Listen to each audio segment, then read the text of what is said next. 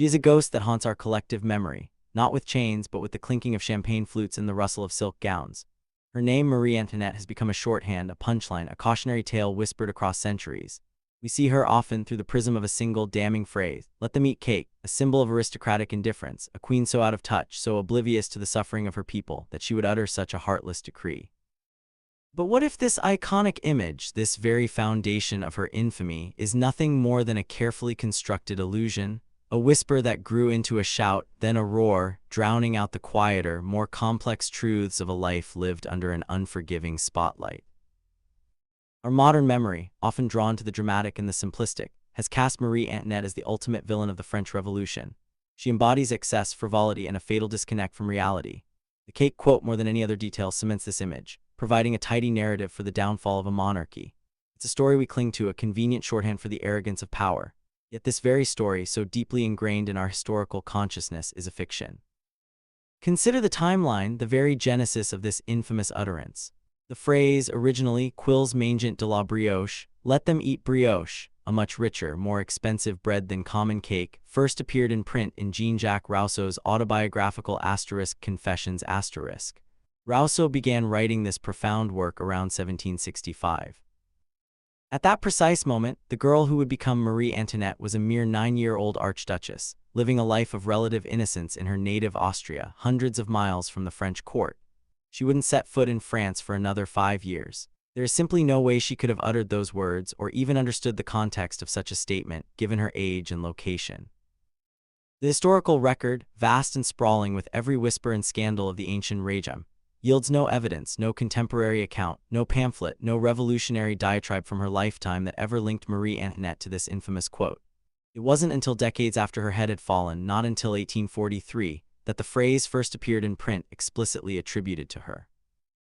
Imagine a rumor passed down through generations, growing teeth and claws long after the truth had been buried. This wasn't history recording an event, it was history being rewritten, shaped by the needs of a narrative already in progress. This wasn't an accident of memory, this was propaganda, pure and potent. The let them eat cake myth served a crucial purpose, transforming a complex tapestry of economic hardship, social unrest, and political mismanagement into a singular, easily digestible, and utterly damning accusation against the monarchy. It provided a perfect villain, an oblivious queen, a symbol of everything that was rotten in the state of France. It was a journalistic cliché before journalism as we know it even existed, a rhetorical weapon honed to ignite revolutionary fervor by simplifying profound injustices into a memorable, visceral image of royal callousness. It distilled complex societal grievances into a single, heartless quote, pinning the blame squarely on the shoulders of an unpopular queen. To truly understand the woman behind the myth, we must peel back these layers of manufactured infamy and return to her beginnings. Maria Antonia, the 15th child and second youngest daughter of Empress Maria Theresa and Emperor Francis I of the Holy Roman Empire, was born into a gilded cage in Vienna. Her childhood was not one of deprivation but of careful cultivation, a world of palaces, private tutors, and endless protocol. Yet it was a childhood largely devoid of the harsh realities faced by the common people of Europe. Her education, though extensive in languages, music, and dance, often lacked the intellectual rigor given to her brothers, and certainly offered no curriculum in political economy or the plight of the French peasantry. She was a pawn in the grand game of European diplomacy, destined from birth to be married off to solidify alliances. Her world was one of mirrors and ballrooms, a sheltered existence where concerns of bread shortages or societal unrest were distant echoes if they registered at all. She learned to ride, to play the harp, to charm visiting dignitaries, but not to govern, not to empathize with a populace struggling under the weight of taxes and famine. It was a beautiful, opulent bubble, designed to protect and prepare her for a life of royal pageantry, not for the storms of revolution that lay ahead. The specific event, the seismic shift that would begin to crack the shell of her sheltered upbringing, was not a single dramatic moment, but the relentless, overwhelming reality of her arrival in France at the tender age of 14. Crossing the border, she underwent a symbolic ritual, stripped of all her Austrian clothing and possessions, emerging reborn in French silks as Marie Antoinette, Dauphine of France. It was an immediate, stark severing from her past, a physical and psychological transformation designed to erase her foreignness, yet only highlighting how alien her new world would be. The pressure was immense, the expectations suffocating. Every gesture, every word, every expenditure was scrutinized by a court of thousands, a public hungry for gossip, and a royal family desperate for an heir. This wasn't merely a new country, it was a new universe, one governed by unspoken rules, relentless observation, and a profound, often hostile, public gaze that made her feel, for the first time, truly exposed. In ancient Greek mythology, the story of Cassandra, the Trojan priestess cursed with the gift of prophecy but doomed never to be believed, echoes a profound human tragedy. Cassandra could see the future. She warned her people of the Trojan horse of their impending doom, but her words fell on deaf ears, dismissed as madness, perceived as threats to comfort. Her truth was irrelevant in the face of established belief and the seductive power of denial. Marie Antoinette, in a strange, inverted way, became a Cassandra of her own making, or rather of her own unmaking. She was not cursed with prophecy, but with a public perception that once forged became impenetrable. Her genuine actions, her private intentions, her occasional glimpses of empathy were destined to be disbelieved, to be twisted and reshaped by the powerful narratives already taking hold. The cake myth, like a Trojan horse, was a seductive falsehood, easily swallowed by a populace eager for a simple explanation, a clear villain to explain their complex woes. It wasn't about what she actually said or did. It was about what she represented to a suffering people, and the story they needed to believe about her to justify their own rising fury. Her image, her very identity, was hijacked, becoming a vessel for the collective anxieties and resentments of a nation on the brink. This constructed image of a callous, oblivious queen stands in stark contrast to moments of quiet, often overlooked humanity. The historical record, when examined beyond the sensationalism, reveals a different facet of Marie Antoinette. During the severe winter of 1787–88, a period of widespread famine that gripped France, the royal family, including the Queen, took the extraordinary step of selling much of their own flatware, their silver and gold utensils, to buy grain for the starving populace. This was not a grand public gesture. It was a practical, if insufficient, attempt to alleviate suffering. Furthermore, she was known to engage in more personal acts of charity. She reportedly saved a substantial 300,000 francs from her personal budget, not for lavish spending, but specifically to distribute to the needy during another harsh winter. She established a home for unwed mothers directly within the royal palace grounds, a radical initiative for its time, offering refuge and support to some of society's most vulnerable. She even adopted several poor children, overseeing their upbringing and ensuring their education, bringing them into the very heart of her royal household. These were not the actions of a queen entirely detached from the realities of her kingdom, but of a woman, perhaps naive, perhaps flawed, yet capable of genuine compassion. These acts, however small in the face of a brewing revolution, hint at a dawning awareness, a slow, often painful shedding of the gilded naivete that had defined her early years. The relentless scrutiny, the constant criticism, the palpable unrest that began to ripple through Paris could not be entirely ignored, even within the insulated walls of Versailles.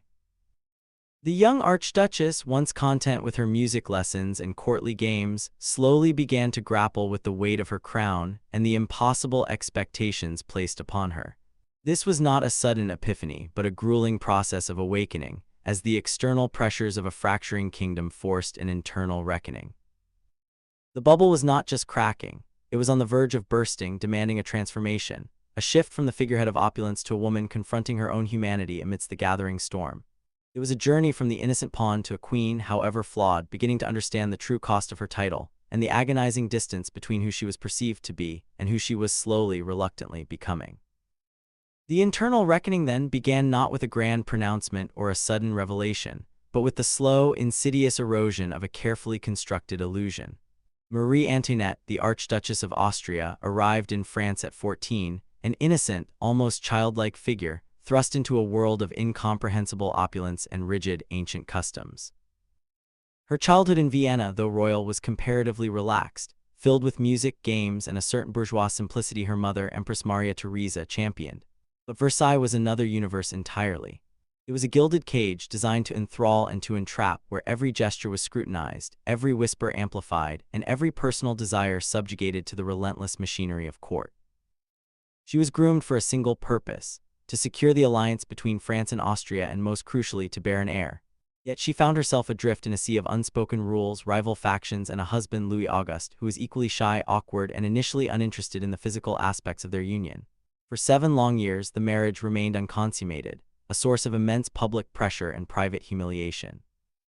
This period, often dismissed as her frivolous phase, was in truth a profound isolation.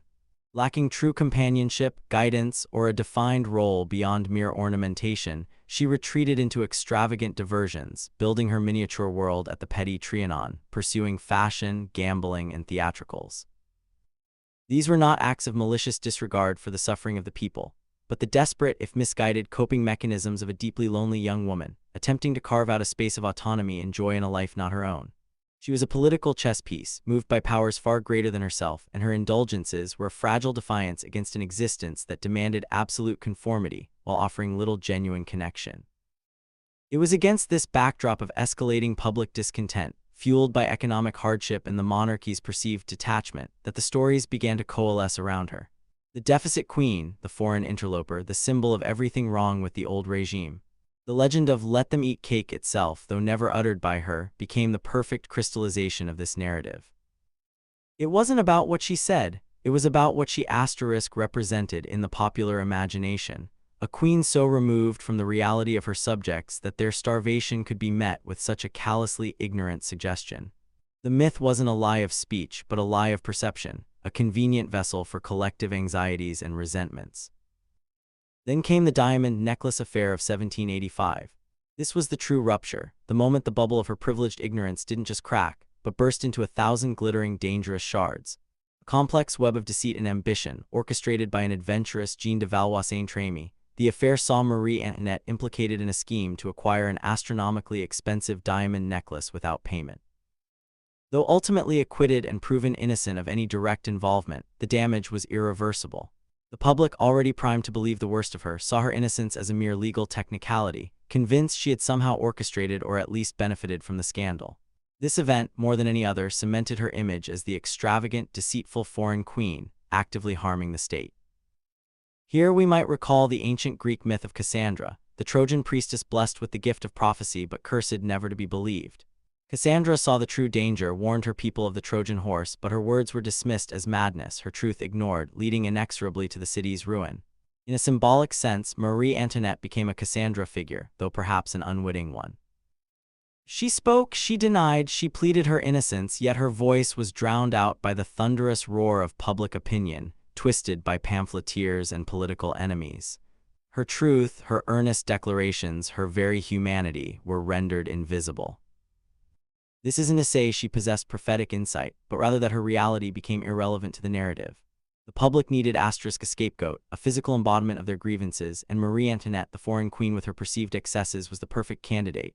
The diamond necklace affair was not just a legal trial. It was a public trial of her character, her reputation, and ultimately her very right to exist in the hearts of the French people. She was found guilty not of theft, but of being the queen, of being a symbol, of existing in a way that defied the burgeoning spirit of a nation on the brink of revolution.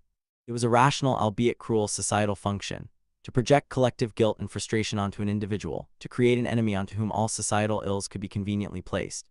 Her perceived actions, her very presence, became a canvas for the anxieties and anger of an entire kingdom. This devastating public humiliation, far from hardening her heart, initiated a profound internal shift.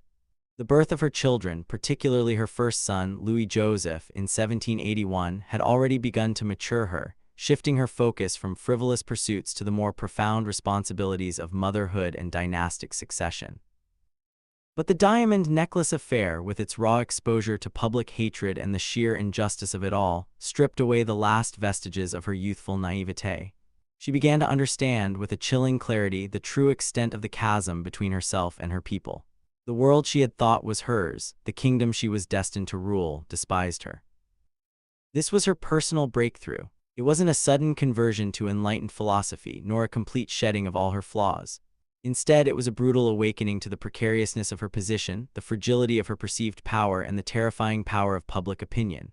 She realized that her personal conduct, her every decision, however small, had immense and often unforeseen consequences.